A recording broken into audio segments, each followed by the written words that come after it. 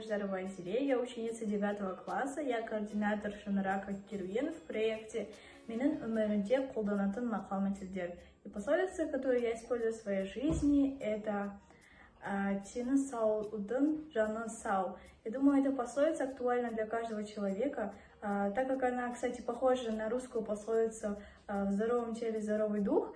И как бы это все объясняет то, что если у вас будет хорошее здоровье, то и вы морально будете здоровы.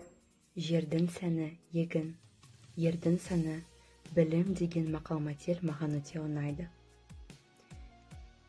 Бұл мақал-мәтелінің екінші бөлімге қарасақ, егер адам ақылды болса және оның білімі терең болса, әрине әрқашанда бұл адам әдемі болады және оның сұлулығы бұл мағынасында ашылады.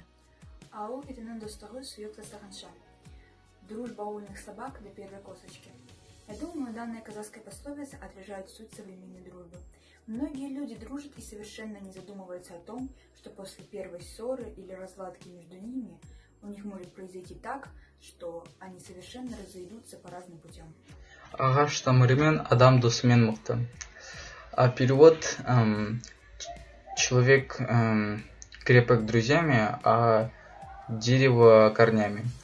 Объяснение этой пословицы то, что человек не может жить без друзей, так как друзья постоянно помогают ему в жизни, во всех трудных ситуациях и не дает упасть человеку, как корни дерева, которые не дают упасть дереву от легкого ветра.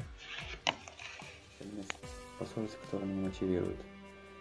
Жердің саны егін, ердің саны білім.